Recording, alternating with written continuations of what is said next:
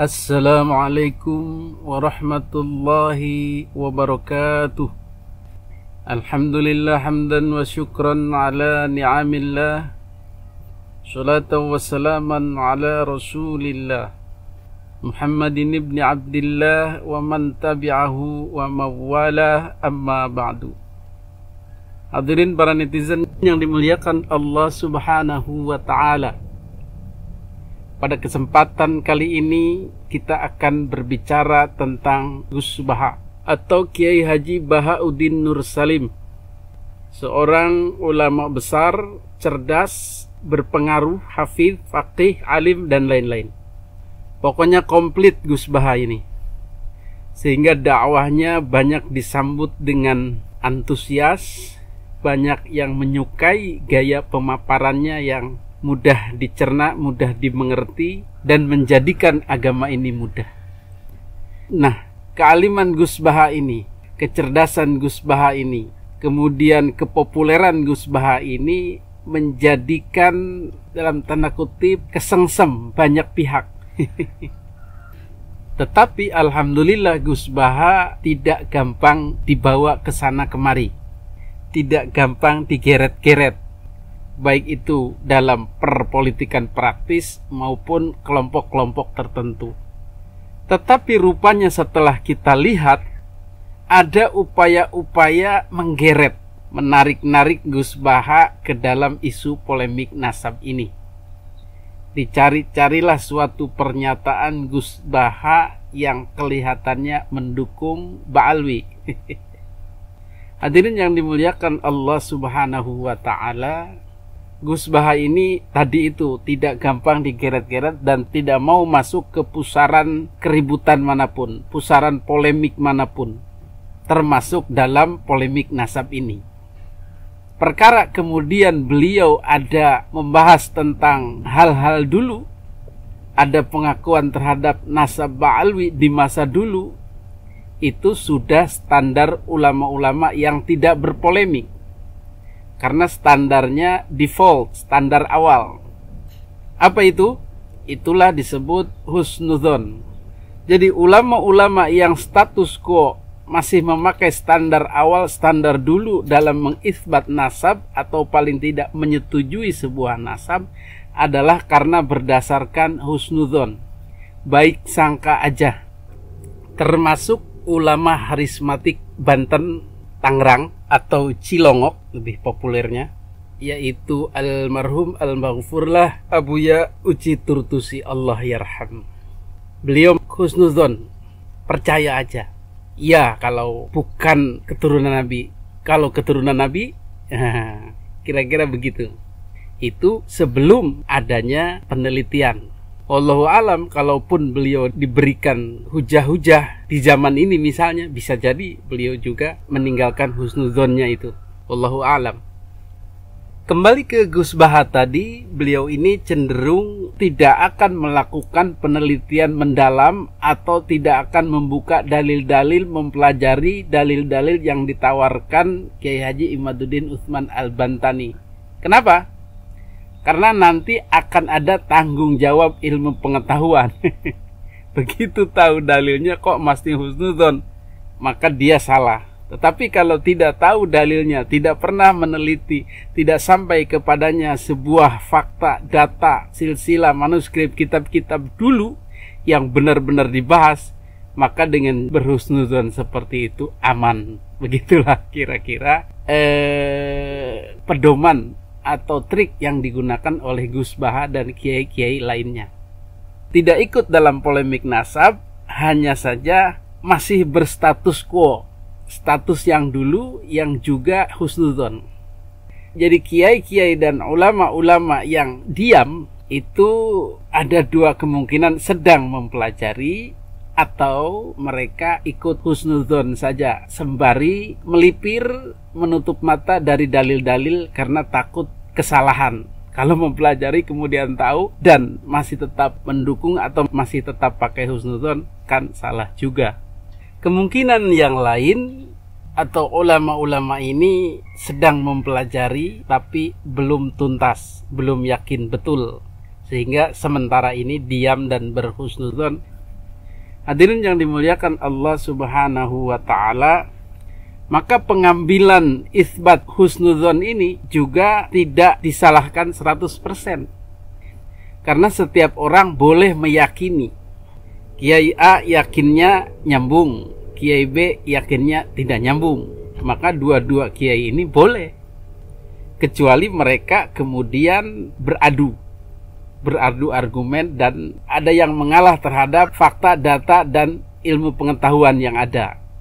Maka husnudzonnya bisa ditarik dan kembali kepada bukti atau bayinah atau burhan. Itu kira-kira yang akan terjadi kalau diadu. Tetapi kalau tidak diadu, masing-masing dengan argumennya, yang Kiai A dengan argumen lama yaitu husnudzon, yang Kiai B dengan argumen baru yaitu penelitian, maka dua-duanya bisa jalan. Menurut Kiai A, Ba'alwi itu tetap zuriyah Kangjeng Nabi, menurut Kiai B bukan. Maka itu tidak perlu menjadi persoalan.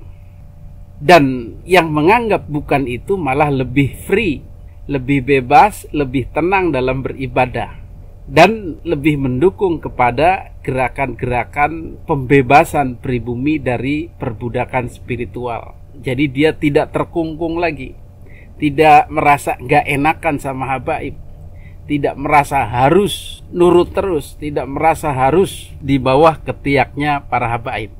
Mereka lebih merdeka, lebih tenang, lebih bebas dalam beraktivitas keagamaan ini. Hadirin yang dimuliakan Allah Subhanahu wa taala, salah satu ciri atau tanda kesengsemnya Ba'alwi atau ingin sekali Gus Baha itu ada di pihak mereka adalah ketika selalu mengelilingi Gus Baha, selalu takzim kepada Gus Baha, selalu mengadakan jamuan-jamuan, perkumpulan dan seterusnya dengan Gus Baha. PDKT gitu loh. Biar apa? Biar masyarakat pro, biar mereka mendapatkan hati masyarakat, biar dikatakan Gus Baha itu satu kelompok dengan Ba'alwi. Maka digeret-geretlah, dijadikanlah satu kelompok. Dan anehnya mereka sekarang sangat ta'zim kepada kiai-kiai Nusantara seperti Gus Baha itu. Kalau dulu-dulu mana ada. Kenapa? Karena sekarang mereka butuh. Hadirin yang dimuliakan Allah Subhanahu wa taala, dengan prinsipnya Gus Baha yang masih memegang husnudzon, maka kemudian mereka percaya diri menganggap Gus Baha ini salah satu pendukung mereka. Salah satu kenekatan Ba'alwi dalam usahanya menggeret-geret Gus Baha terlihat dalam sebuah video di mana mereka memaksa dalam tanda kutip Gus Baha untuk berjoget ala Yaman. Mereka berusaha menggeret Gus Baha, mengajak Gus Baha ini agar campur lebur ikut-ikutan dengan Ba'alwi, baik dalam pemikirannya maupun dalam budayanya. Salah satu contohnya adalah menggeret-geret Gus Baha, mengajak-ngajak Gus Baha yang seorang alim itu, yang pada dasarnya beliau pemalu itu, untuk berjoget ria. Nah,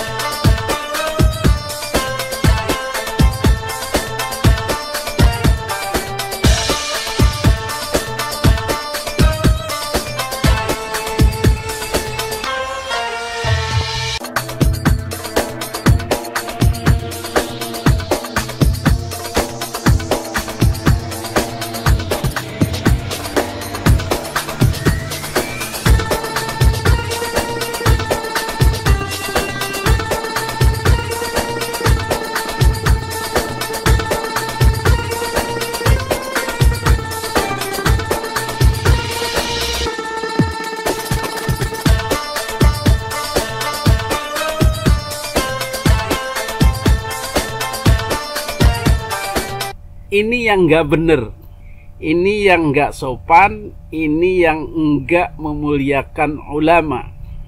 Joget-joget Yaman itu tidak pantas untuk dipraktekkan oleh Gus Baha. Pertama, karena beliau bukan orang Yaman. Kedua, beliau adalah seorang ulama. Mana mau joget-joget di depan publik diiringi dengan musik. Tetapi dengan pedenya kemudian mereka membawa Gus Baha ke atas panggung dan menari tari Zafin Yaman itu. Hadirin yang dimuliakan Allah Subhanahu wa Ta'ala, tari-tarian seperti ini di Indonesia terutama adalah untuk mereka muda-mudi, orang-orang yang bukan alim ulama, yang berjingkrak-jingkrak, yang juga berdarah atau berketurunan Yaman, itu pantasnya. Tetapi untuk alim ulama, untuk kiai berjoget dengan jogetan Timur Tengah atau jogetan Yaman, itu terasa aneh. Maka dalam video itu boleh kita lihat bagaimana Gus Baha sebenarnya enggan menari, enggan jingkrak-jingkrak, joget-joget, karena beliau sendiri memang orangnya tidak seperti itu. Tetapi dipaksa-paksa untuk berjoget. Ini kan gak sopan. Kenapa Gus Baha mau ke atas panggung? Karena yang menariknya itu adalah guru-gurunya, menghargai gurunya atau anak daripada guru beliau. Ya, itu penghargaan beliau. Tapi yang narik-narik ini seharusnya punya pikiran, punya adab, dan bisa memahami karakter, watak, sikap daripada Gus Baha dan posisi atau kedudukan beliau sebagai ulama, kiai. Ini kan enggak. Ayo diajak-ajak ditari, dirayu-rayu untuk berjingkrak. Inilah songongnya Ba'alwi. Demi eksistensinya, demi hegemoni dan penguasaan budayanya, mereka menggeret-geret orang, memaksa-maksa orang untuk menyukainya.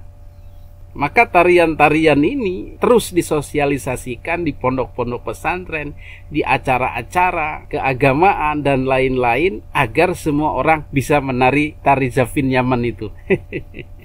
Maka santri-santri kita banyak diantaranya yang lebih menyukai tarian seperti itu yang dari luar, ketimbang tarian kembang Cimande, pencak silat, yang juga bisa diiringi musik tetapi lebih ke Indonesia.